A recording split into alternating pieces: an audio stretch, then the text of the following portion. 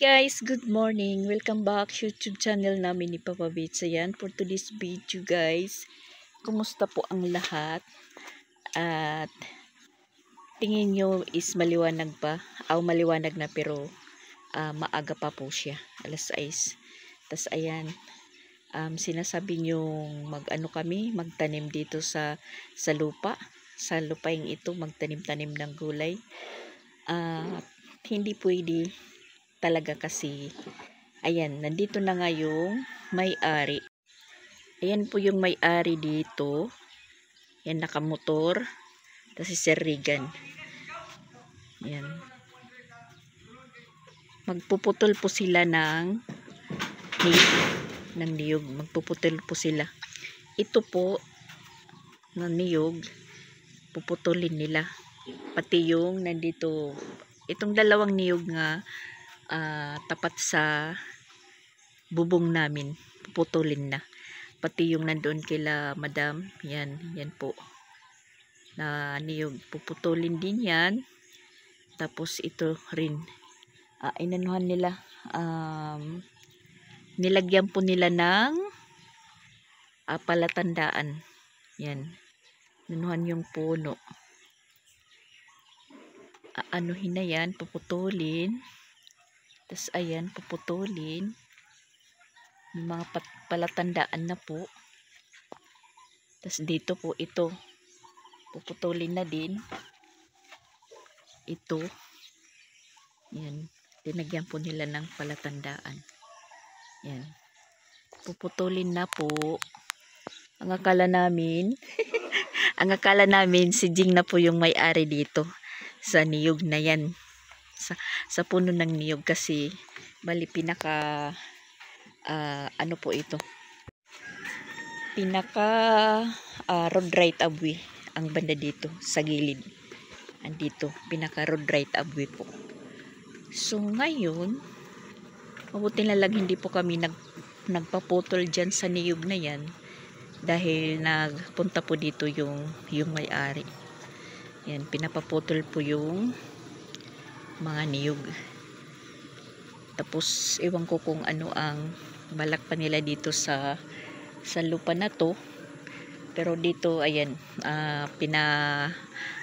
ginabasan ko na po dito si Papa Bits, yung inutusan ko. Dahil nagsampay po ako dyan ng mga kumot. Dahil naglaba po ako ng mga kumot. Inubos ko yung mga kumot namin laban na mga bibigat. Ito puputulin din. Yan. So, tatanggalin namin po ito yung inaanuhan ng trapal namin. Dahil, puputulin na po ito. Mabuti na yun. Kunin na yan dito kasi ayan, nakaano. Yung palwa nandyan sa bubong. Tapos, nakakasira nga ng bubong.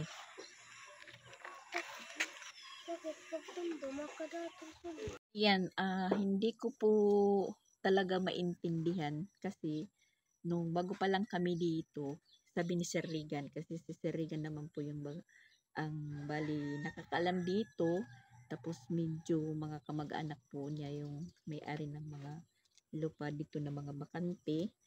Ang sabi nila, pwede daw na si Ding yung magpaputol dito sa niyog, dito sa tapat namin, yung dalawa, ito tsaka dito.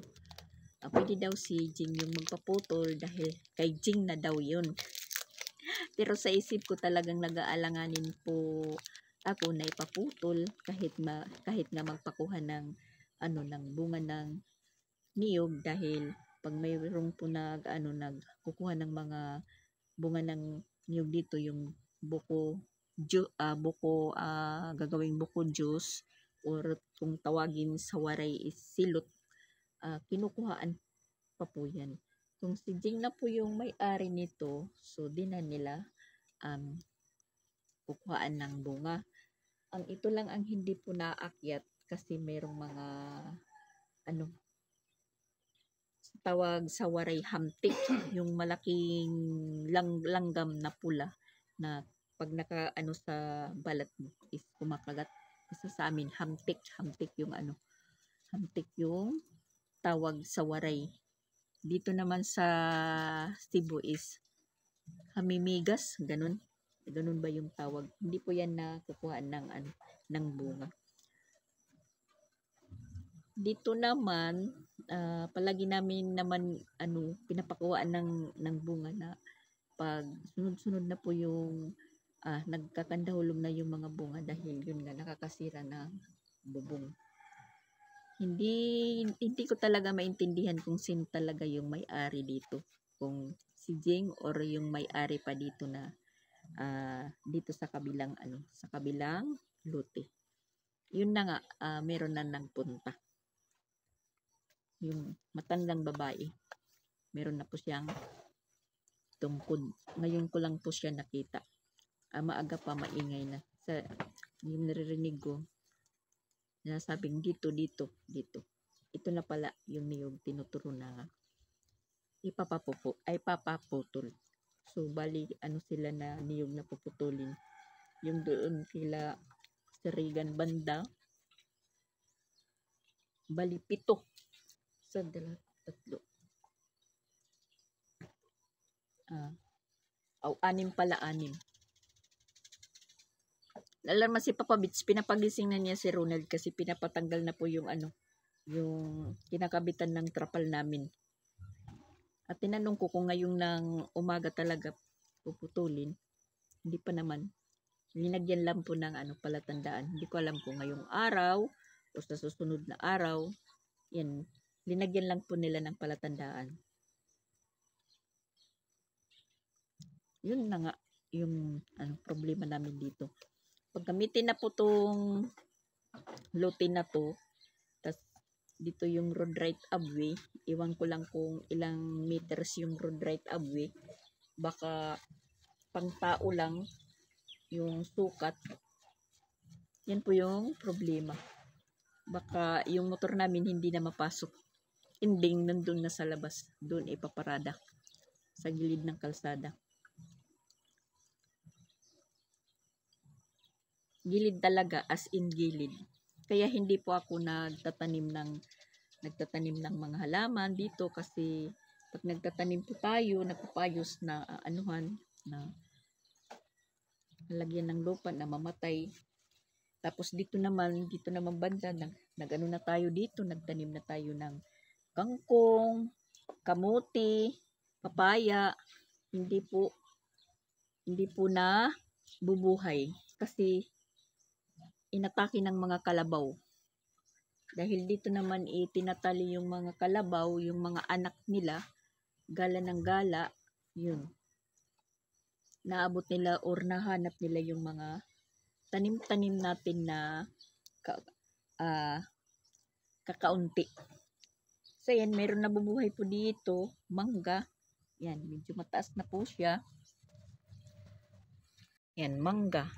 Tapos ito alam ko yung tumubo na dyan is kundol. Yan, nag-iisang kundol yan. Tapos ito, mangga. So, paglaki niyan, kung lumaki yan, hindi na tayo ang magiging may-ari niyan pag lumaki. Maraming magiging may-ari niyan or yung may mag-aari niyan yung may-ari ng lupa. Nataniman ng okra at saka kamuti, yung kinuha natin minsan ng talbos ng kamuti dahil yan parang tanim ng sa barangay parang ginardin.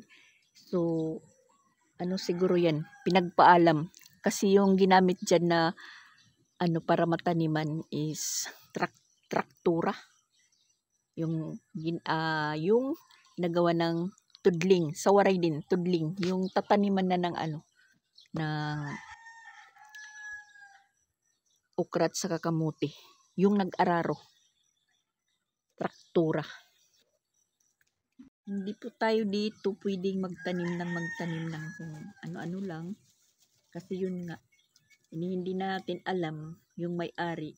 Kasi marami nagpupunta dito, hindi ko alam kung sino talaga yung may-ari kasi marami nagpupunta dito, nag-harvest ng niyog, iba-iba lang. So, baka makitaan nila.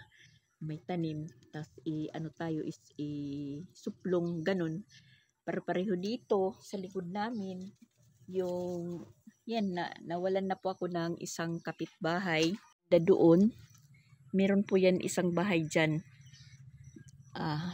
Doon po, hindi natin masum yung yung cellphone. Basta mayroong bahay doon na sabi niya, siya po yung kauna-unahang tumira dito. Halos 10 years na po silang nakatira dyan. Mas una pa daw sila dito kila Chandria. Dito sa kapitbahay namin na ito, mas una pa sila. Pero, napalayas. Meron pong nagmaritis.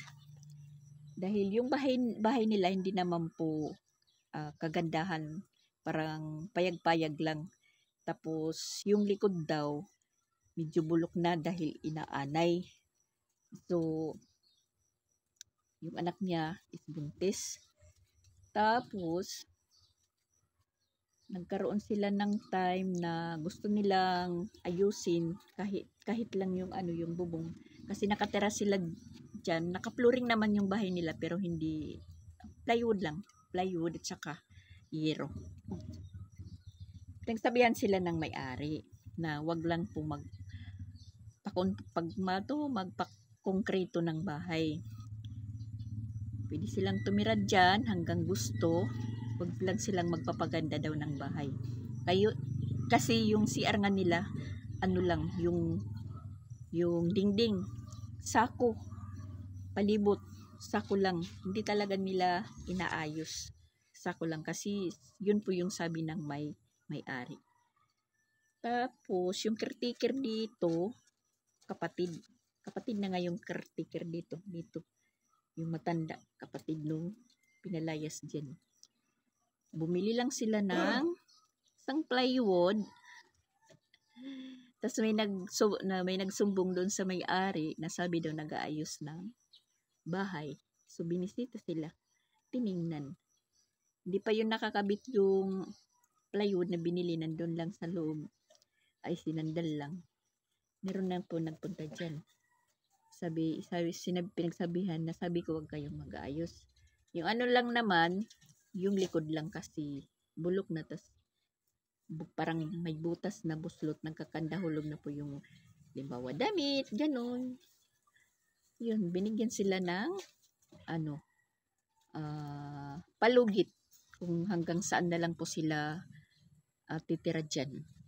Hanggang December. Ngayon, yung December, hindi nila na pinaabot yung December, umalis na sila. Naghanap na po sila ng matitirahan nila.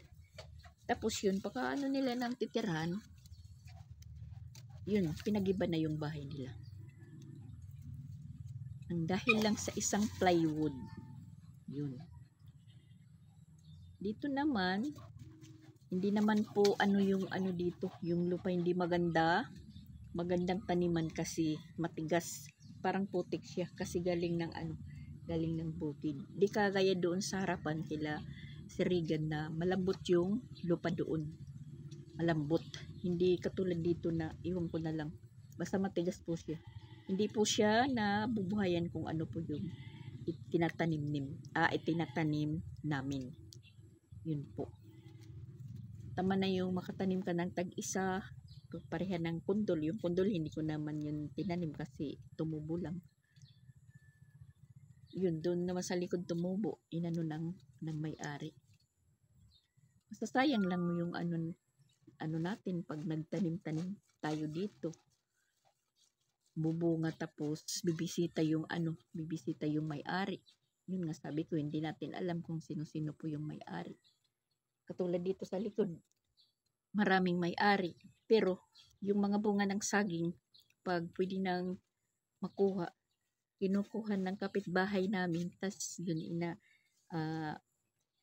inahatid dito sa amin na para tayo yung may-ari.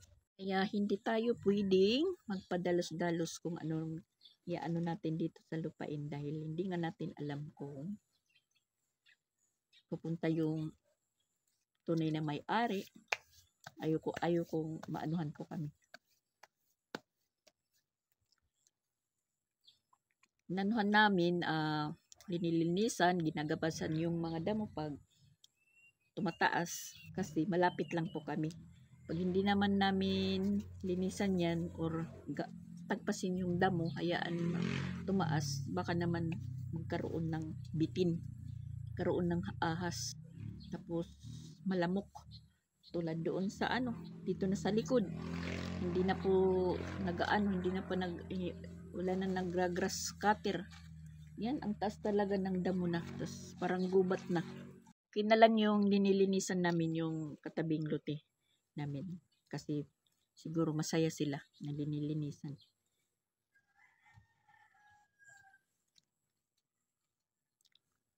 Na na lang ako dyan pag nagtatanim na hindi natin lupa dahil pero yan doon sa Tacloban.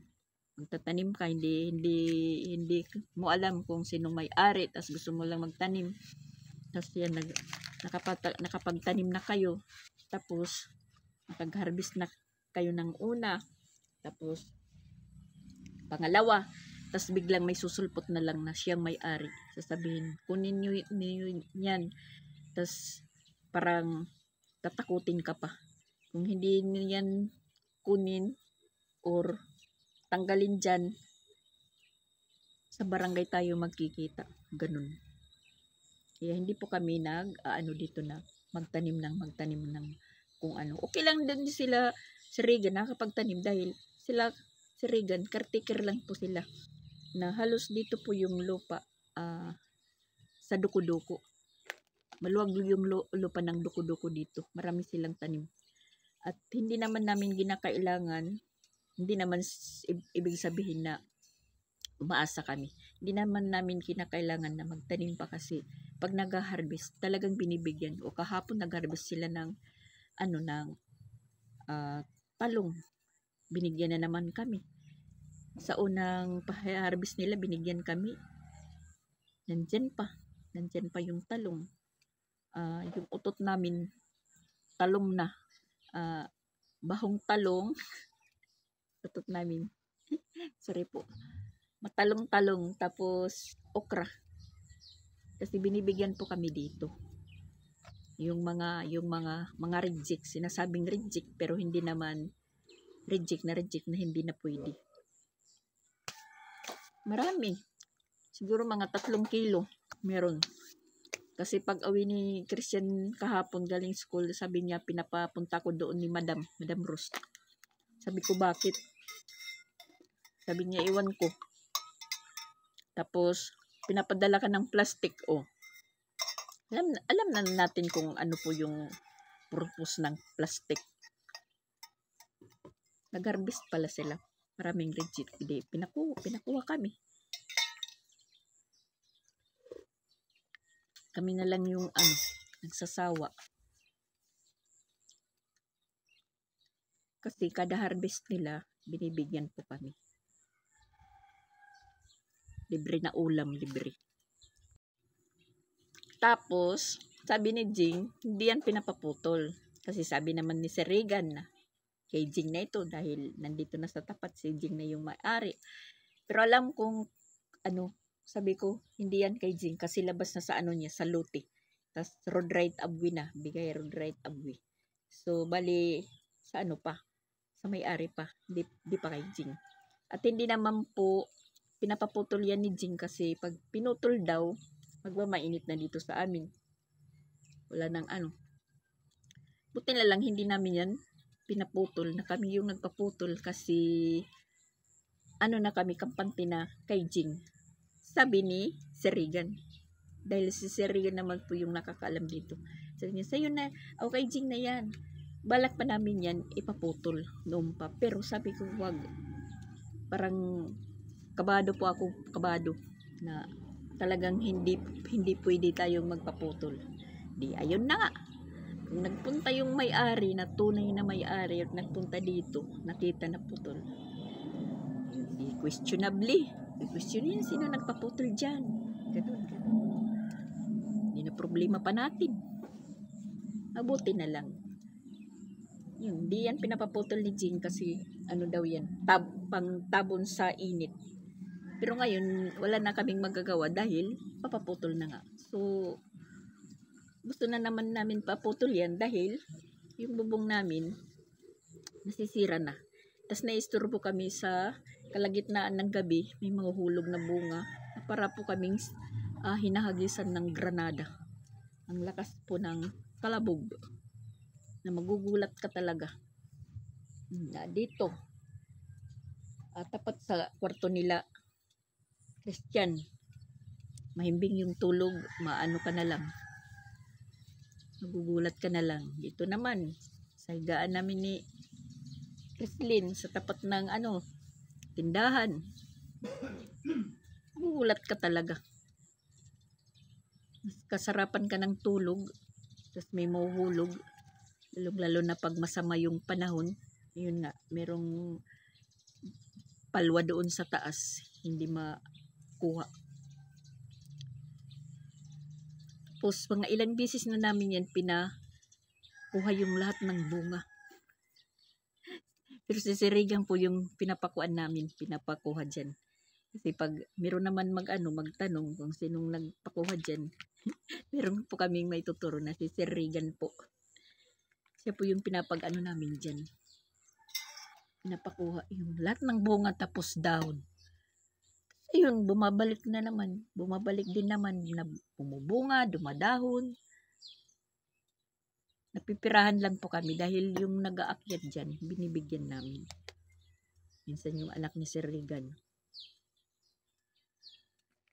Pinapakuha namin yung mga dahon.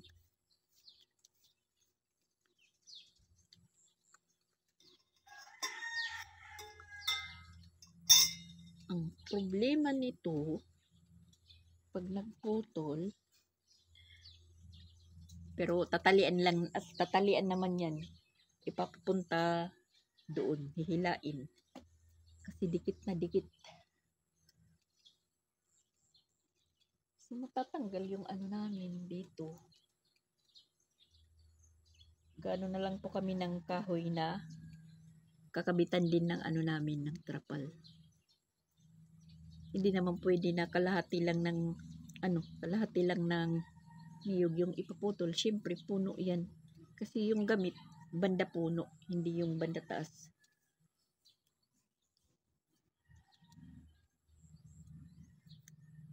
Pag ipinapabakod na itong lote dito, wala na tayong masasampayan sa harapan. Doon na lang sa likod. Kasi ang luwag nitong lote, ang luwag na lote na ito, iba-iba po yung may-ari. Ito iba dito hanggang dito. Dito sa ni Jing. Dito sa may ito. Dito sa may iskina sa ni Jing. Poste ng pader. Iba yung lote. Ayan, nandito na naman. Sinasamahan ni Sir Regan. Tinuturo.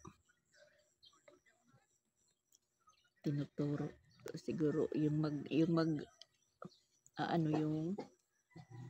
itong tao. Hey!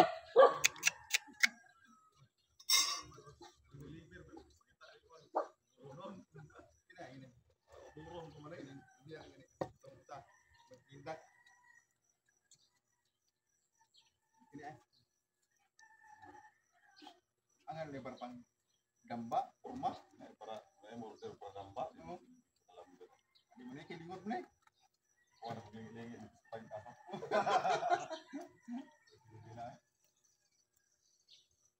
ini mau bilang nggak ang nih mau bilang nggak lingot pak nah balik oleh sudah bro jadi ini para pang gambet Linghod, bata pa, Sir Regan, bata pa. Ay ang dili pa pwede pambayad kay Bukbok.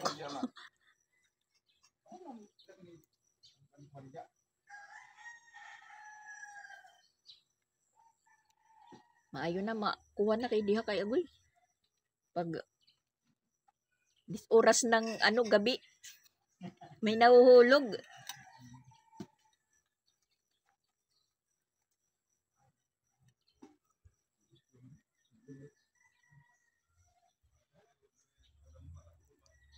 Ala na, puputulin na talaga.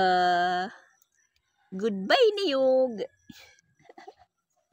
Yung tali pa naman ng ano namin ng tarpal nandoon dyan sa puno niyan. Tapos, yung sampayan namin dyan. Pero, pwede ilipat doon. Kasi, ano, yung niyog na isa. Malit yung puno. Yan na may lata.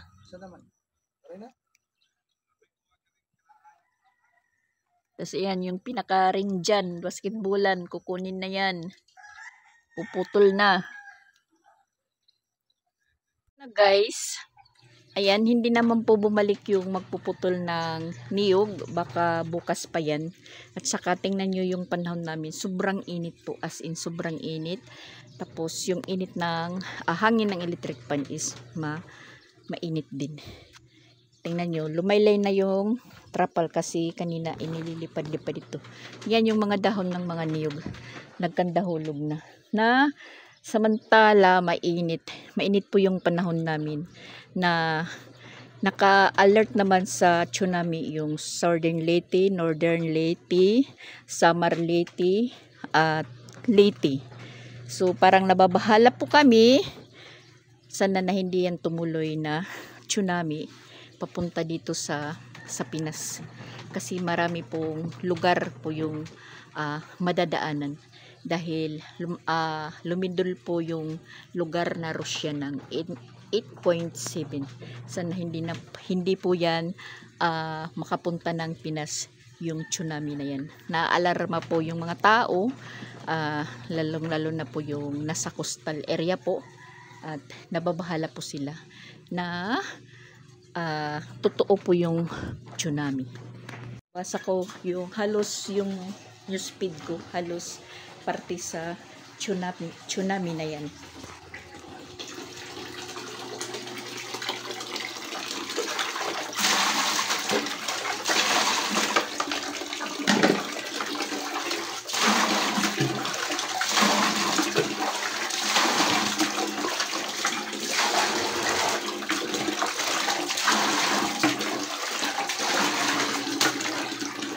Nag-ano po ako ng tubig sa CR kasi nagpaagas po tayo dahil kanina nag-brown out.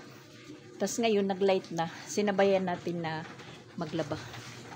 Laba tayo, tapos paano ng tubig, nagpaagas. Tapos ayun, siyempre mainit. Pinabili ko si Papa Bits ng malamig. Thank you pala kay Ate Betty. Nag-share po siya ng blessing sa atin. Ayan, thank you po sa mga nagsusupport sa akin po. Wala pong sawang nagsusuporta sa akin dyan. Thank you po sa pagbibigay at pag-share ng blessings po sa akin. Kasi yun, sabi ko kay Papa Bits, lumabas ka, bumili ka doon ng yung tag 30 pesos lang na Mingo Grahams, 30 pesos. Bali, 7 kami dito at nandoon naman si Christian. Kukunin na yung may estudyante susunduin, pero yung mauna si Sia at saka si Pinsoy. Si Chrislyn mahuli dahil may practice po sila para sa Miss Play Day.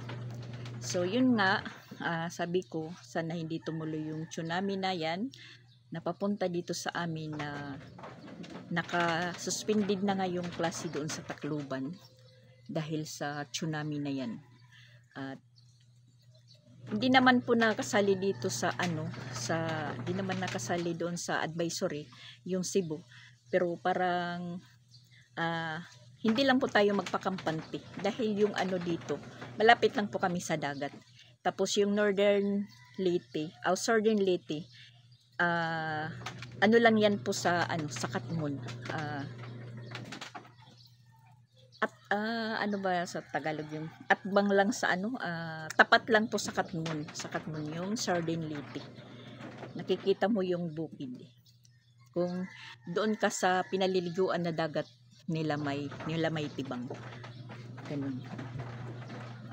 Lahat po ang laman ng Facebook ngayon tungkol po sa advisory ng tsunami. Kasi malaki daw yung lindol na naganap doon sa Russia. So ayun, naaalala ko lang din po yun nung mag-tsunami yung Japan. Yun nga, chinat ko si Mama Pix. Sabi ko, Mama Pix, anong balita doon kay Pix? Kay Mama Pix po tayo nakikibalita. Wala pa naman reply si Mama Pix. Pero yun, yung nararamdaman po nila doon sa Tacloban, yung sobrang init at saka malakas na hangin. Kanina itong trapalis nandoon sa taas. Maingay po yung paligid namin dahil yung pagaspas ng mga dahon ng niyog, dahon ng mga saging nandiyan sa likod, tas yung trapal namin. Tas yun, pinasok ko yung mga hinangir ko dito dahil ilinilipad, nagkakadumi, naaabugan or naalikabukan. Tingnan natin yung natin sa CR, baka puno na.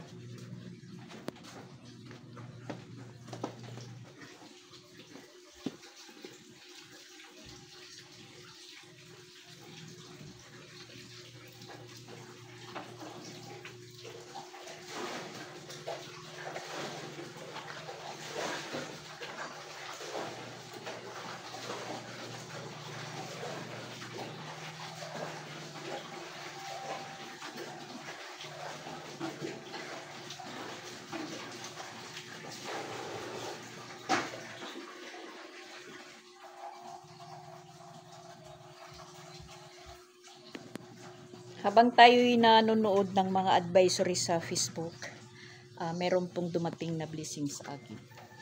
So ayan, sabi ko kay Papa Bits, punta ka doon. Magpalamig muna tayo. Dahil sobrang init nga. Tapos ayan, nakasalang yung mga puti. Kahapon naglaba din ako, puro bedsheet. 2 araw po tayo laban ng laba. Tapos ngayon, Martes, siyempre, Martes bukas, yun, kukunin natin yung sabon na Kati. Kasi, si Papa Bits, napapagalitan po niya ako.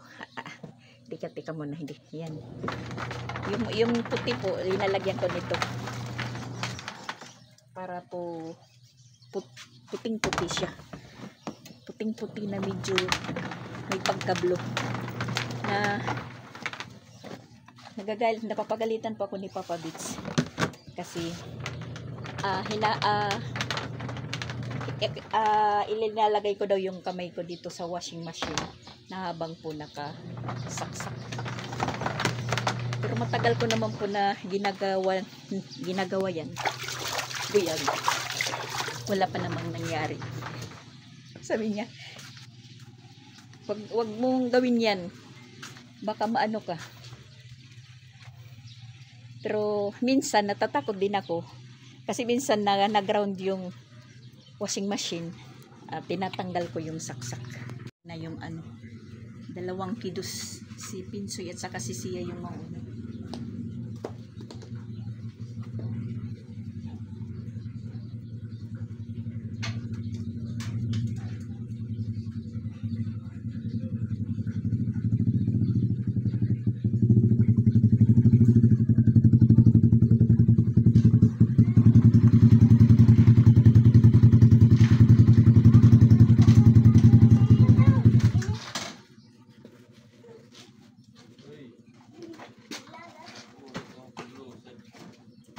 Mangga na liwat. Yay! Hello po, galing kami sa school. Galing. Regards, kono kan mamadak na sing susik. Namimiss na po ako ng teacher ni Sia. Kasi hindi po ako nakikita doon dahil nandun naman si Christian. Siya naman po yung gahatid sundo kay Sia. 2 araw na wala silang klase dahil medyo masamang pakiramdam. Na si Papa Bits.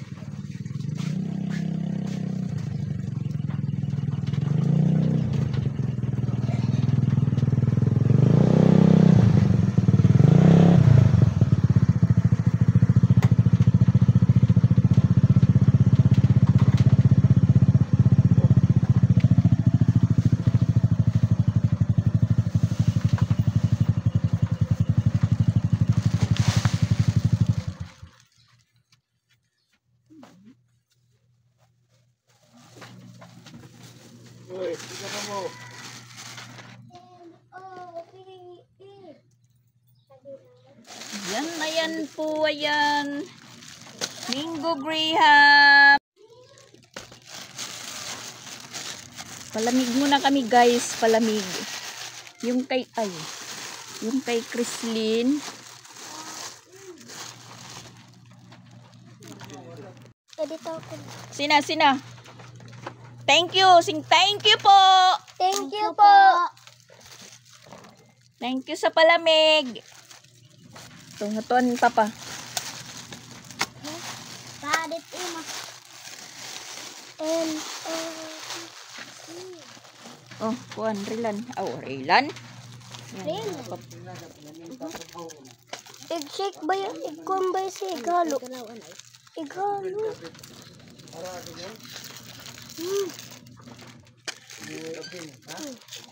Ano? Sugad lang namon? Yung Graham bar.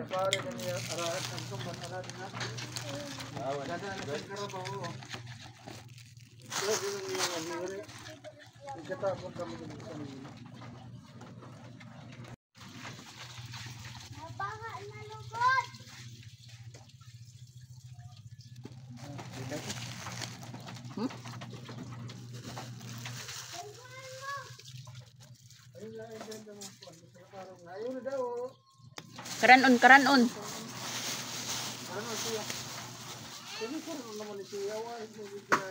Mangga. Ito dito. Dira ako.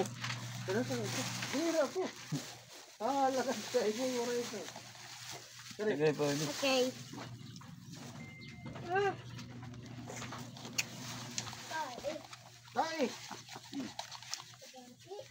May mga ice pa.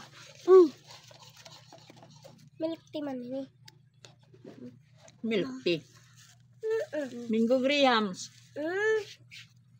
Naya ka lagi ako bagan Graham.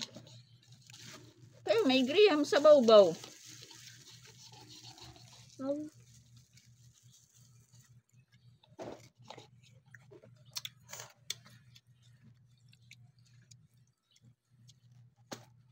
Meron pong nagpayos ng araro. Yan si Tatay Bin. Yung may-ari ng tanim dyan na okra at saka kamuti. Ayan po. Nabali daw yung, sabi niya, yung pinakasapatos ng araro niya. Si Ronald yung nagwi-welding. Ginagamit yan po doon sa taas na bukid.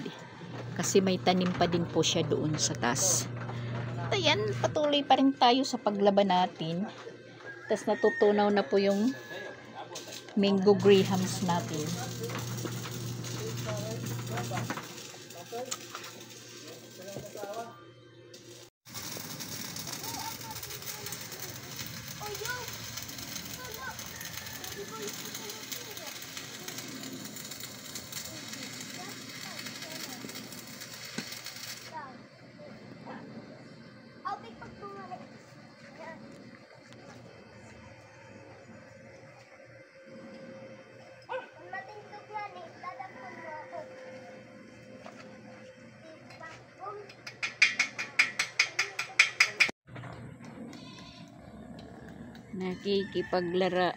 Nakikipaglaro si Dandan kay Lassie at Pinsoy. Yan. Nagbuhukay ng skrima. Kuya na naman si Dandan ngayon. Kasi si Madam Rose, ano na po siya. Meron na naman pong dising nasa tiyan ni Madam Rose. Kaya si Dandan, ayan. Binata na si Dandan.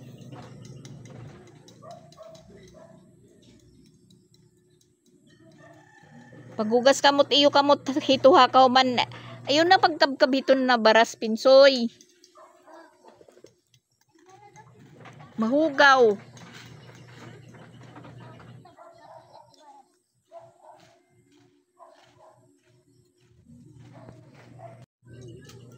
Bagong labanan naman tayo guys. Meron pa tayong nakasalang doon. Yung mga decolor medyo humiga tayo ulit dahil parang nakaramdam po ako ng hilo.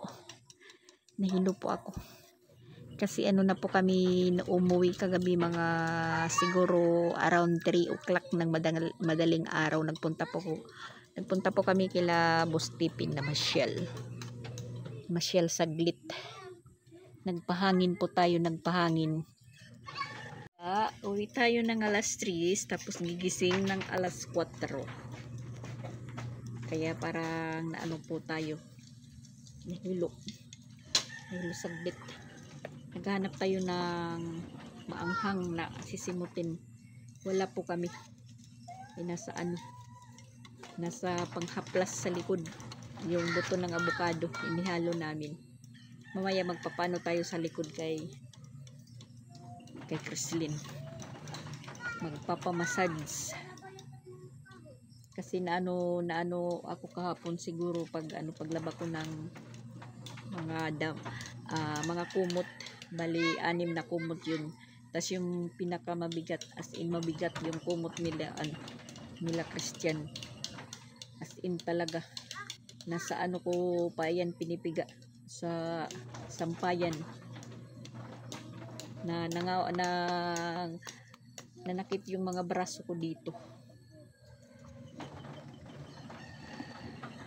Mula nang umalis si Mama Walin dito, December ngayon, kahapon ko lang yun nalaban. Kahapon. Kasi naman po ako magpapalundri, isang peraso lang. Yun lang talaga yung pinakamabigat. Yung iba mabigat man pero hindi masyado. Yung lang isang kumot lang yung ginagamit nila Christian o ni Sia. Mabigat. Pag nababasa parang 10 kilos yung bigat.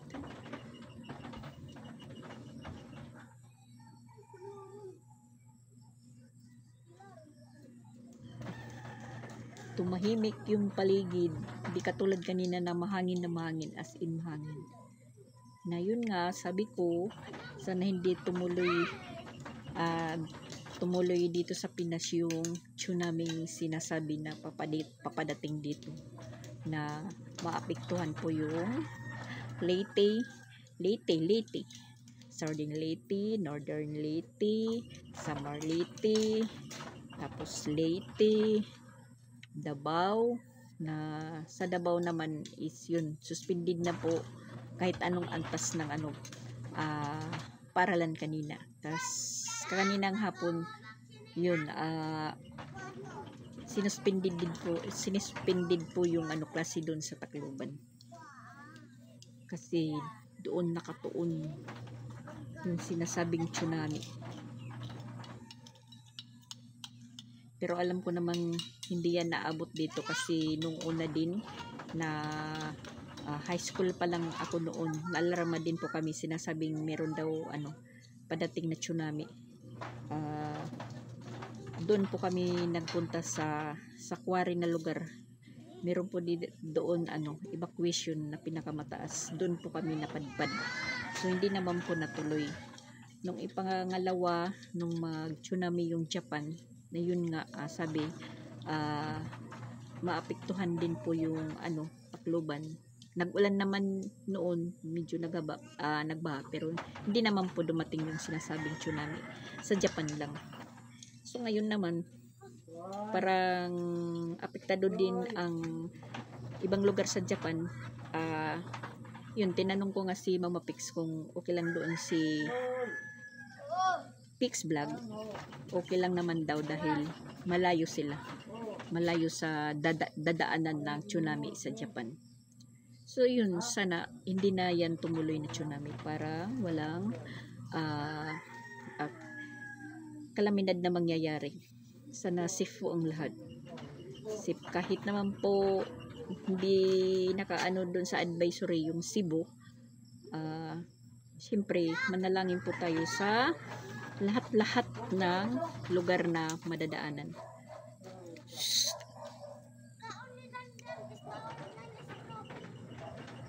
Ayun na kami to na pagmulay. Sige na. Tama na kamo kayo. Damakuan na. Hapon na. So yan po guys. Bye-bye muna. Thank you for watching po. Kamusta po yung lahat. God bless us all. So tapusin ko muna yung paglalaba ko. Tapos magpapamassage po tayo kay Chrislyn.